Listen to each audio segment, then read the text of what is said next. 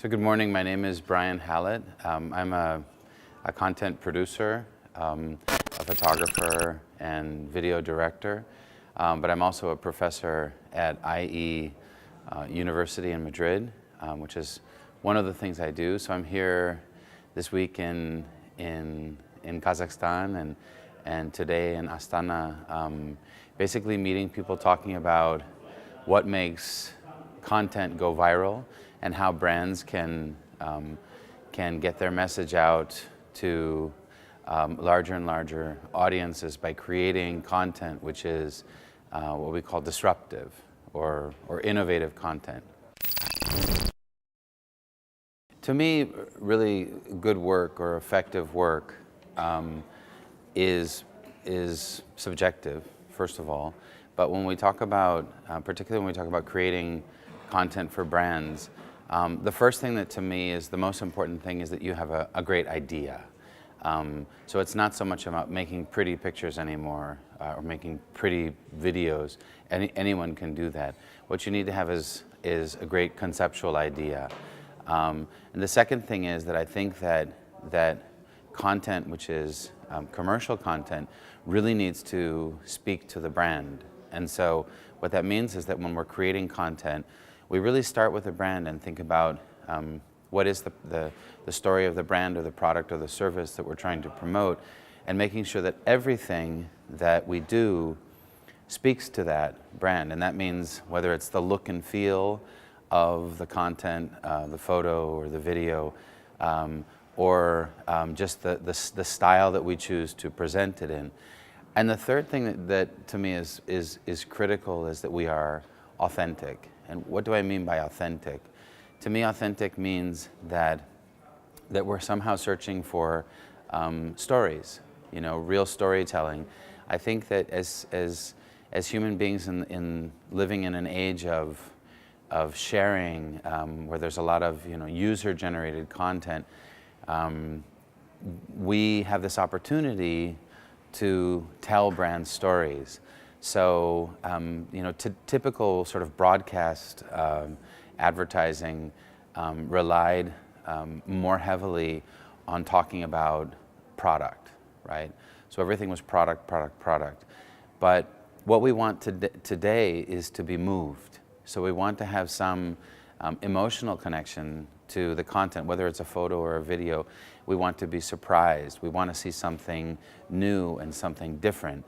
And so to me, those three things, the big idea, really looking at the brand, and finally being authentic, whether it's emotional connection or using humor, joy, compassion.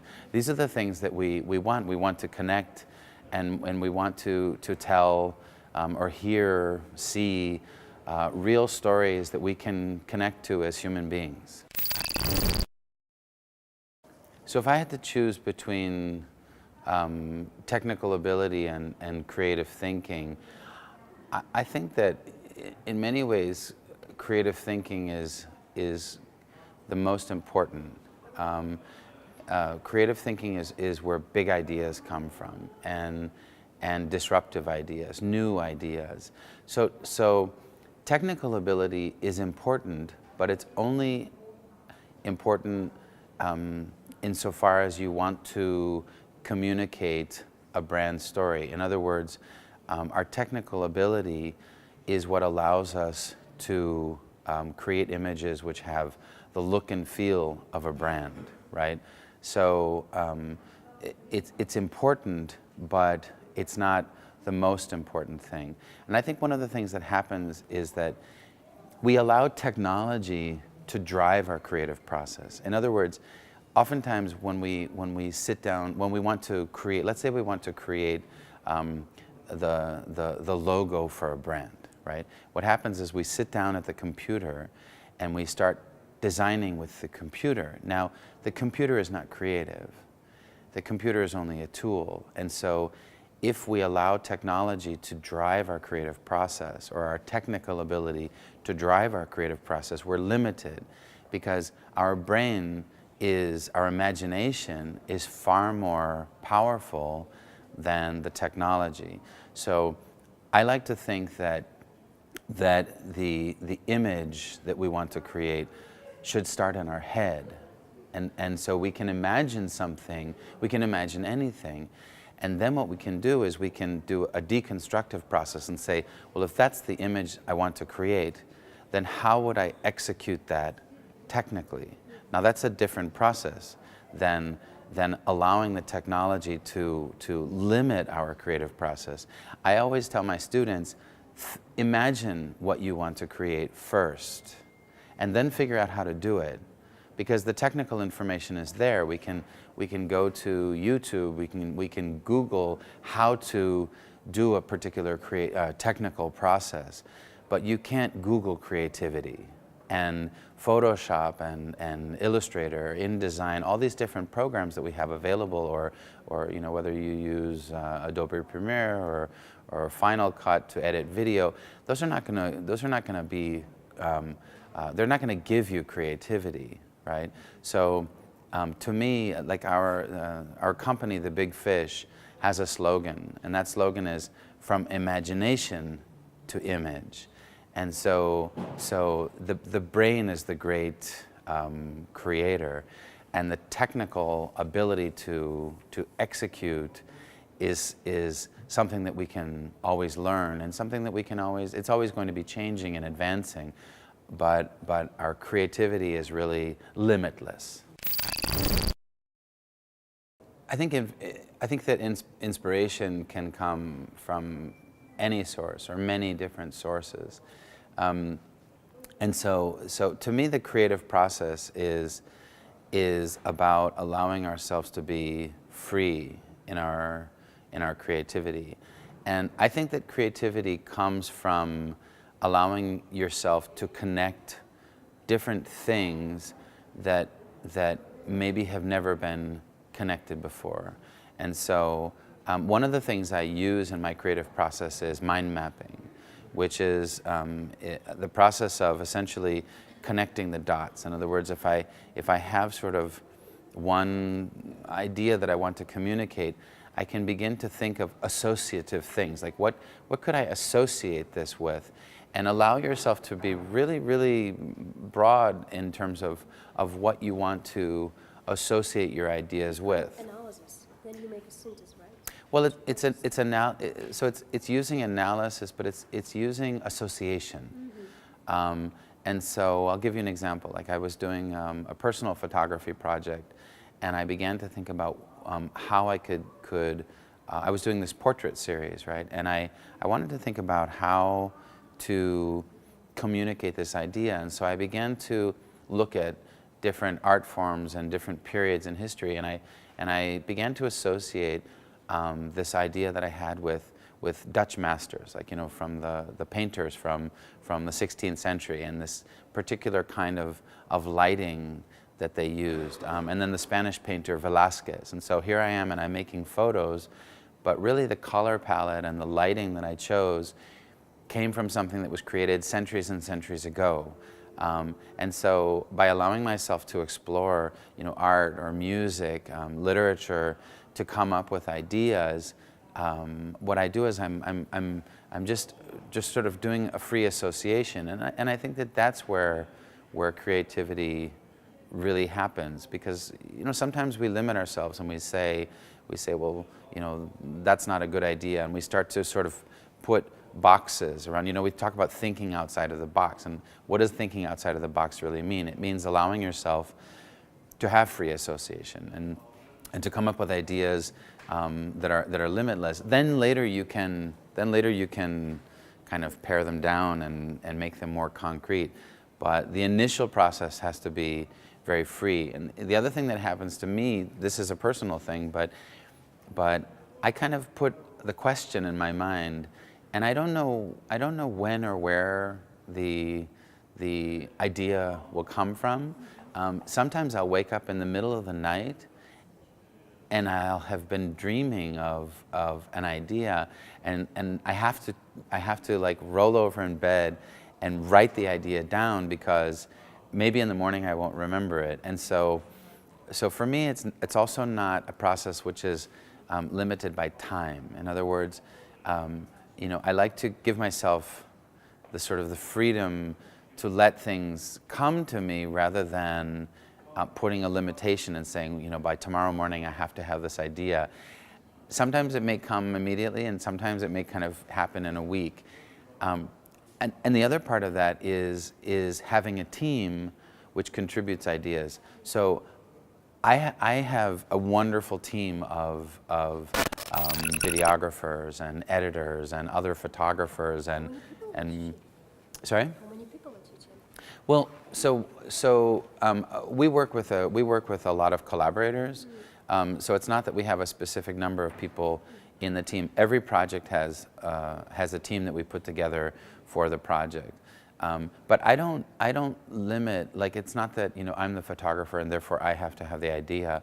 Sometimes an assistant will point out something to me and say, hey, have you seen this particular angle? Like, or check this out, or look at that set of stairs that we could shoot on, or look at this background, and or maybe coming up with ideas for how to represent something. So I think that we can't let ego be the driver. To me, the idea can come from anywhere and anyone, right? Maybe I'm the one who, or at least for my photos, I'm the one who has to make the final decision about what we're going to do. But everyone can contribute. Everyone can give their ideas and their input, because you never know where the best idea is going to come from. And so there's really a very free process in our team about suggesting things and coming up with ideas. And so I'm really happy if one of my team members comes up with this fantastic idea and says, well, why don't we do this? And then that ends up being the great idea, and that's fine. To me, that's wonderful. I've had so many wonderful mentors in my life, and inspiration to me has come from so many different places, and people who have believed in me or helped me to believe in myself. My brother Mark is a wonderful photographer, and my brother James is an actor and a creative coach. And they've given me a lot of inspiration in terms of creativity. And then I have people who are who I've met along the way. People who are creative directors in agencies, or even my rep in New York. My reps Tommy and Jackie with Tugboat are really inspiring. And even my own family, my wife and my daughter are constantly motivating and inspiring me. And so I don't think that it's necessarily that these things come from one particular place, but there's just a lot of encouragement, for me, that has come from so many different sources. And then, there are certain artists who I've always followed. I mean, I'm a great fan of Ansel Adams, the photographer, the American photographer, and it was from Ansel Adams' work that I really learned the most fundamental basic concepts about creating images, and then many other photographers. My favorite portrait artist is Michael Greco, and I follow his work, and I've always loved his work. So there's really many different people that are and continue to be for me inspirations. So it comes from so many different sources. My mother is an artist. My mother is a painter, and she is a wonderful painter and has really encouraged me. And my stepmother has also been incredibly supportive of every choice that I've made professionally. So if I had to think of what are sort of styles within countries, I mean, I think culturally we're very influenced by our surroundings. I'm certainly influenced by Spanish art. I was talking before about Velázquez, for example, and then the famous, wonderful, my favorite Spanish painter is Sorolla, and I'm very influenced by the use of light by these kinds of artists, and so that's a very Spanish style, and certainly in Kazakhstan There's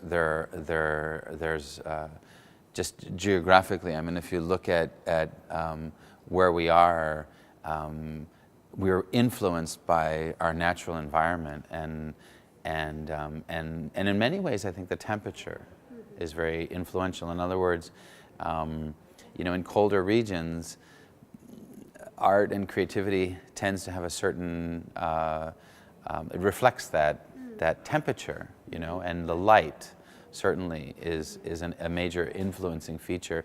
But I would look at something else, which is that we can also identify art. We can identify the artist by the art. And what I mean by that is that as creators, as artists, I think one of the most important things is to develop your own style and your own voice.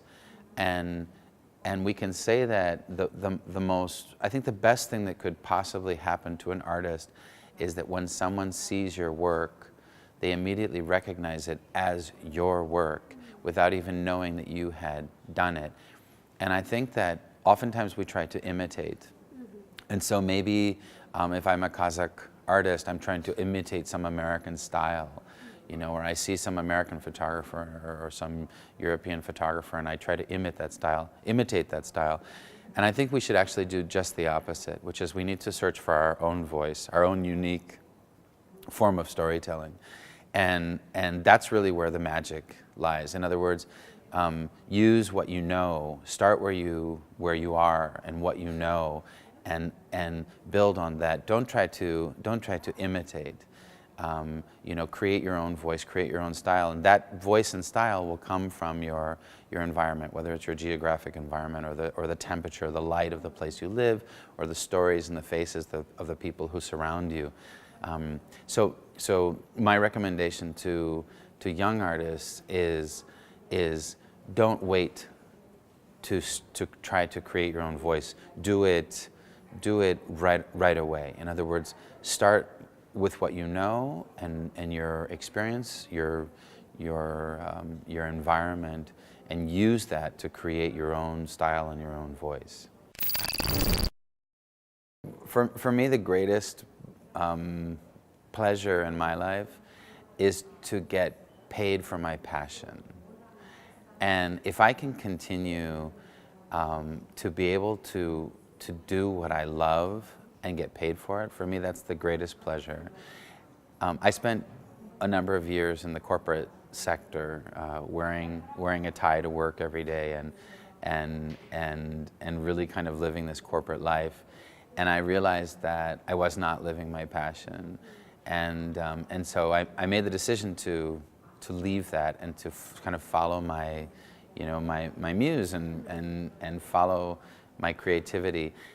And if I could continue to do that, that to me would be just the greatest pleasure in my life. And obviously, being able to enjoy that with my family, with my friends, with my colleagues, that sort of sense of community and being able to be happy, but not only personally but also professionally. To me, that's the greatest joy. The other thing that I've always wanted to do is to teach, and teaching at IE, it's one of the teaching opportunities that I have. If I can continue teaching for the rest of my life, I would be absolutely thrilled, because being with young people, being with creative young people, and not only sharing with them but experiencing what they have to share, if I can continue to do that, I will be thrilled.